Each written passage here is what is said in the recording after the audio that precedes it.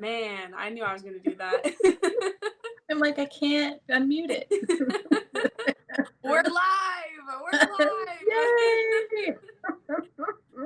Welcome back to Let's Talk PMA. We're super excited. This week we decided to switch it up a little bit and have it go live for everyone to see. It will be posted again to YouTube and to all of our podcast links again, but we're live. We're here. We're excited to have you guys. Today we're going to talk a little bit about teaching mental toughness at a early age, and it's really important to teach that so early because that's how you're going to really create like elite athletes. But also mental toughness is something that goes through all of your life, and so if your kid chooses not to continue with sports, at least they'll have those skills, in their back pocket that they can always use. So I want to talk a little about why that's important. Mom, why do you think teaching mental toughness at a young age is so important? Well, mostly because it not only just sticks for sports, but it goes throughout their whole life. So teaching mental toughness helps them to deal with any situation that comes about, to understand that they have control over their thoughts, they have control over how they feel about certain situations. And so it's not just sports, but it's for everything. Yeah, yeah, it really is. And truly, like, to create an elite athlete, you have to start at a young age. And you're put through rigorous workouts and practices and games and never ending. It just never ends. And so you have to be able to really like break down and have like good thoughts throughout all of it, or else you're not going to be able to become an elite athlete. Well, it's not even just good thoughts, but it's the strong minded thoughts. So it's those thoughts that I can do this. So it's that encouragement to yourself, more as if I can do whatever I want. And so I guess it's positive, but at the same time, it's just more of that mental strength when your brain goes, I can't do this anymore. Yes, I can. I can do this. I will do this. This is what I want. Well, yeah, and it's just understanding why you're thinking that way and how can you bring yourself out of those thoughts. Like the understanding of thoughts starts so early, and especially as a kid, you have a million different things. Like I will have like kids come up to me like, I have a play date later, and I'm like, I don't, cool, I don't care, but okay. Like it doesn't have anything to do with what's going on right now, but they have so many things going on and they're still trying to like grasp the world. And so the thoughts are just going and going and going. And so if we can create these positive thoughts in them and how to understand how to get out of the bad thoughts too, that makes a huge difference. Well, and it's like you said, it's helping them to get structured. So when they have all those other thoughts, like I have a play date, or I have homework to do, or I have friends I'm going to go play with, or whatever it is, to help them focus back and just be like, I have a game. All that other outside influences are gone. I have to focus right here. Yeah. So yeah, being very structured and just recognizing when to think what at what time. Yeah. And that, I mean, I think that starts at home. And I know I've seen a lot of, there's a bit different parenting styles are like in the new right now. Everyone's trying different things. People don't want to be how their parents were, or they're like, how can I be better? How can I teach my kids to process their emotions and their thoughts differently than when they grew up? And I think that's really important. And it's instead of taking it as like they're making them wusses. Some people would say that they're like, oh, they're not going to process their emotion, or they're going to be like crying about everything instead of like actually just moving on or being a man or whatever. You know what I mean? It's like honestly being able to understand why you have emotions and what is causing these emotions makes a bigger difference than just like having them. Right.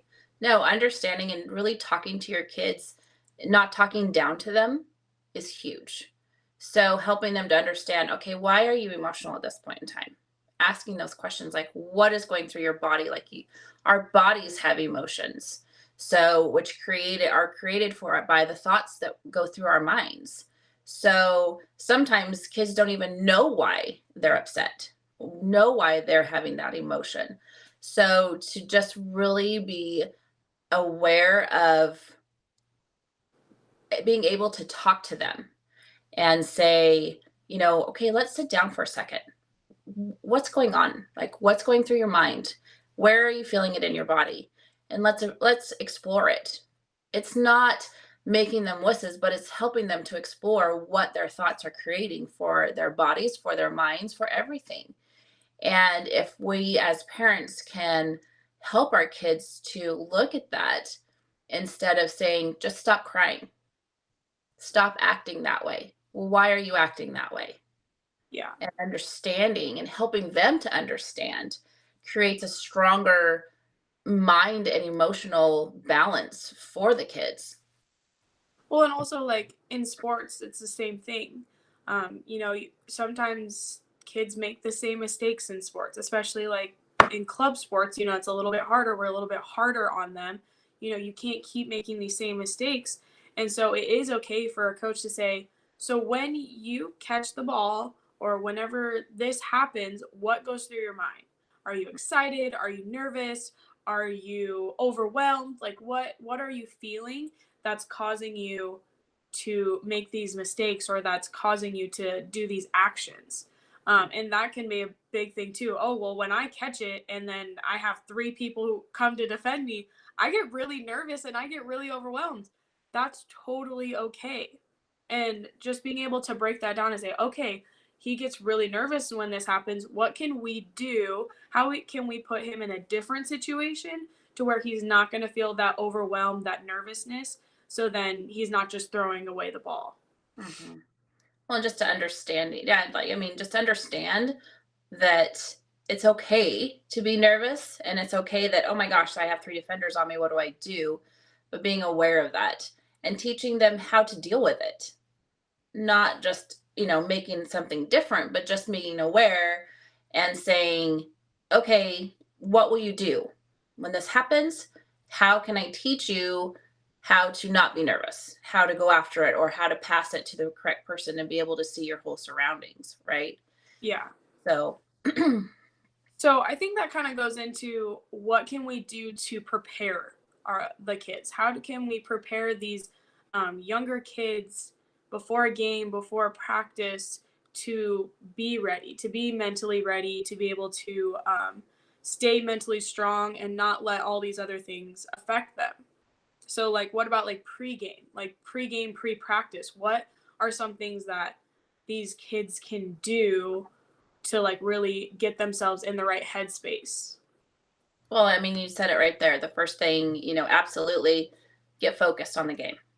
Get focused on the task at hand. What are your expectations? How are you feeling about the game today? Are you nervous because maybe this is a huge, competition and the people you're playing are really good, so you're nervous. Okay, well, let's explore that. Why are you nervous? Because you've prepared, we've practiced, you're doing really well. What are the things? What are the positive things that you've done to prepare for this game? Yeah. So, and then, okay, well, what if you think yours is going to be a blowout? And then you can say, I am on top of my game. This is going to be an amazing game.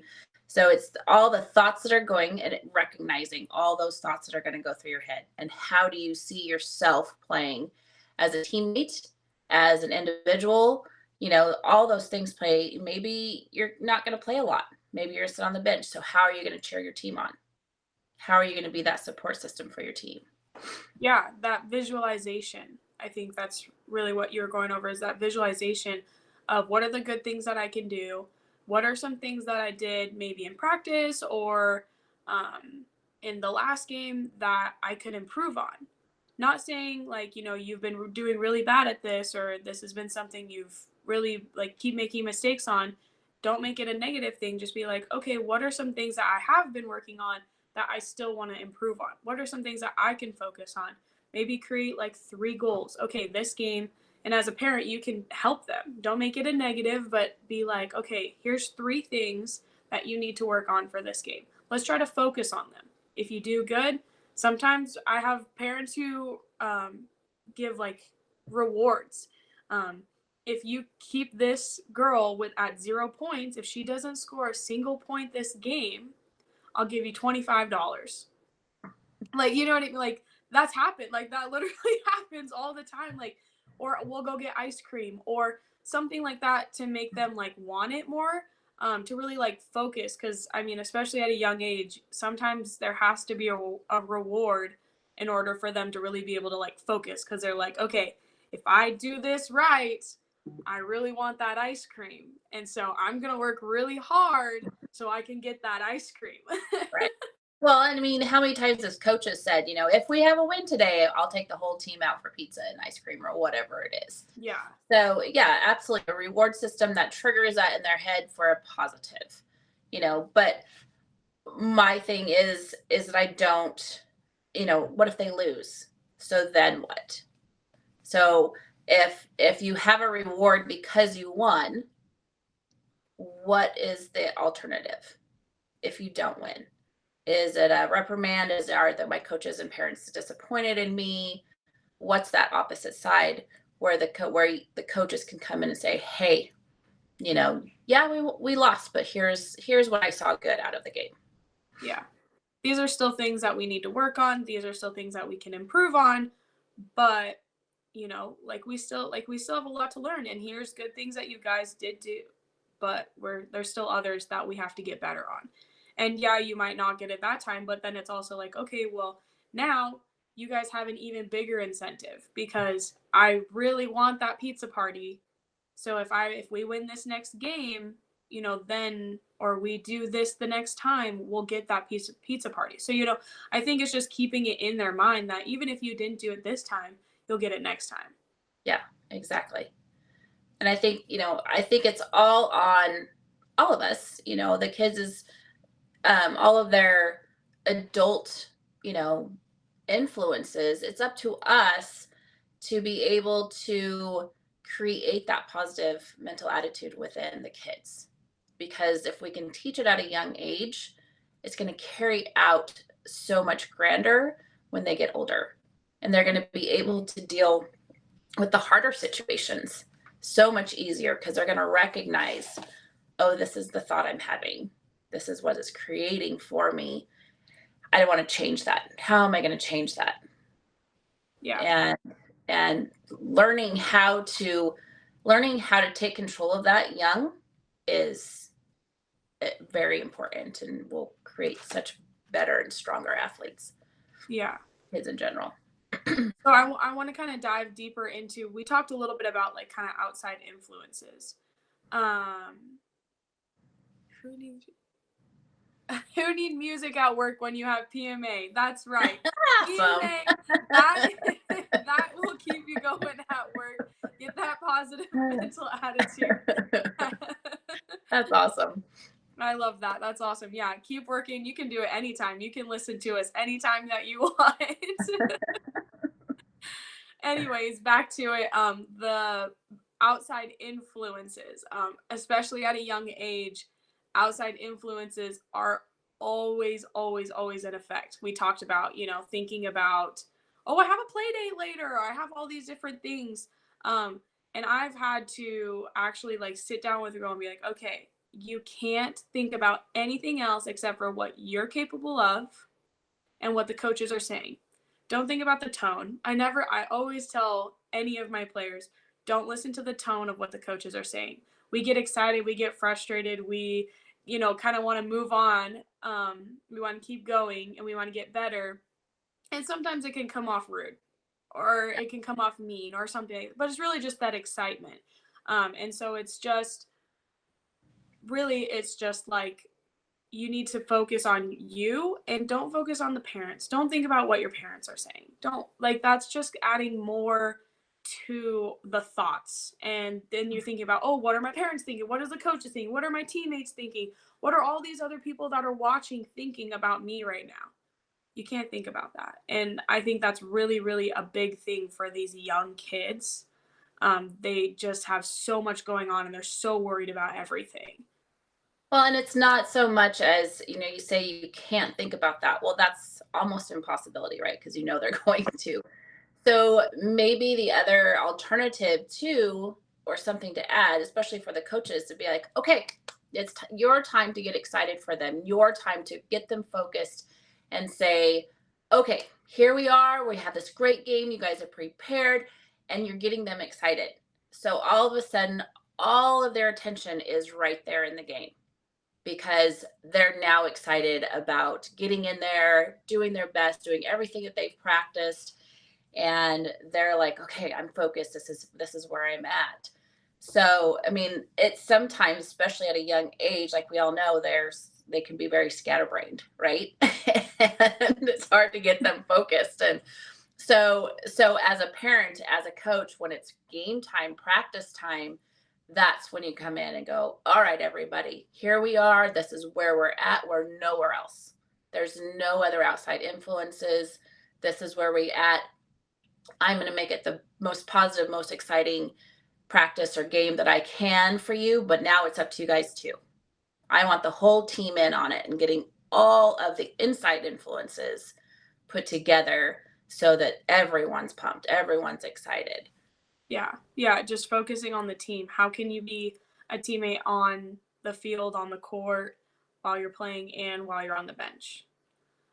Just really just always being a supportive teammate. And that, that comes with coaches, that comes with parents. Parents, you got to make sure that you understand that if you're yelling, you're screaming, you're, telling them what to do, they're going to listen. They're going to listen to you. And sometimes what you have to say isn't what the coaches are saying. And that's actually a lot of the time. And so you have to make sure that you understand that you hired or you signed your kid up for this team and the coach comes with the team. So you have to understand that you put them there. You don't get to be the coach. You can coach them outside all you want, but you have to make sure that you let the coach do what they need to do and how they want to do it, and understand that you have your boundaries, because you're just only going to confuse your kid and the whole team more because everybody listens. And so that's like a hard thing about being a coach, is really just making sure that your players are listening to the coach, listening to the coaches. Don't listen to your parents, and focus on your team. Like you're saying, just focus on the team, because that's all that matters. The team being together. Hmm. Well, and it's like we always say, that's why we do this for coaches, parents, and athletes, because in a whole, coaches, parents, and athletes are a team. And knowing where your role is on that team is so important. Mm-hmm. So, yeah, the parents are there to support and to help out when you're not with your team, and if that's what you feel like you need to do, that's great. But like you said, once you're with your coach and your teammates, then it's time to say, okay, I'm just a supporter at this time because I don't want to confuse her. I don't want to be that negative outside influence for my kid. Yeah. Yeah. And it's even more important at a young age. Communicate with your coach. Say, okay, what are you working on, so when I work with them in the off time, that I know what you're doing so I can make sure that we're on the same page. And honestly, when parents ask me that, I think that's awesome. And because I hate when parents and coaches are, or not parents, parents and athletes, they go and do their own thing and then they come back and like, well, my parents said I should do it this way. I'm like, well, we do it differently here. We do it differently. So I'm your coach. You need to listen to how I'm saying it, not how your parents are saying it. You can do that somewhere else. So just making sure that you're on the same page as the team. Like, what the coaches are running. I mean, because you're at the practices, you're at the games, you know what the coaches are running, and you know what is going on. But just make sure that you're on the same page, because it's only going to confuse them. Yeah, exactly. Exactly. So, let's go over just really quick, like the whole overview, right? So, why is mental toughness important for you at a young age? Um, it's important for a million different reasons. If you want to create elite athlete, they have to be able to handle it. And they have to be able to go through the rigorous training, the practices, everything. And mental toughness is going to be exactly what gets them through that. It also helps with those outside influences, can help them really make sure that they're focusing on the team, not focusing on anything else that might be happening during practices or games, as well as focus, working on just focusing. Like, I mean, they got a 3-second attention span. So they got to make sure that they're focused on what's going on, and mental toughness really, really helps you focus and make sure that you have your priorities straight. And lastly, I think truly is just understanding your thoughts. Your thoughts are huge and they're always happening. They're never going to stop. For anybody of any age, thoughts are always going on, but at a young age, you're trying to grasp so much more.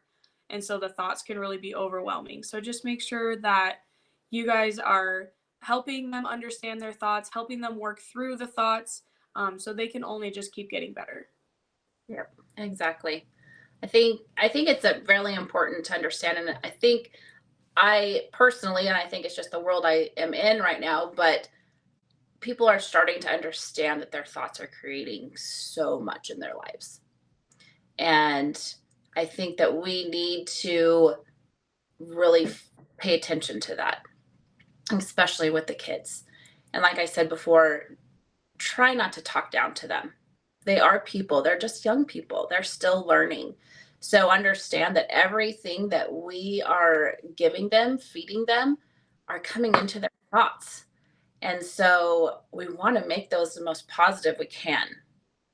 So, encourage them, find out what's bothering them, find out what you can do to create alternative thoughts that make it better for them, because it's all in their world. Once that thought is changed, their whole world changes because they see it so much differently. And if we really learn to think about that, it changes everything for everybody. And that will stick with them for the rest of their lives. However you teach it, however you go through it, it's going to be tools that they'll have for their lives. So if you teach them not to process their emotions, they're going to struggle with that forever. And if you teach them to really understand and break down and know the why, then they're going to be able to have that tool, and they're going to be able to be very emotionally strong and intelligent through their whole lives. Exactly. Yep. Well, I think that's it for this live session. Thank you guys so much for joining, for commenting, for just watching and being here. We do still have our workbook coming out. We're actually picking up the first copy today. We're very, very excited about it. It'll be up and ready for sale soon, so stay tuned. Give us a like and a follow. This will be posted on YouTube and on our all of our podcasts streaming services. So go ahead and you can check it out again, and then follow us on Instagram, Facebook, everything there, and we will make sure that you guys can get access to anything that you guys are wanting. Thank you so much for watching. Thanks, everybody.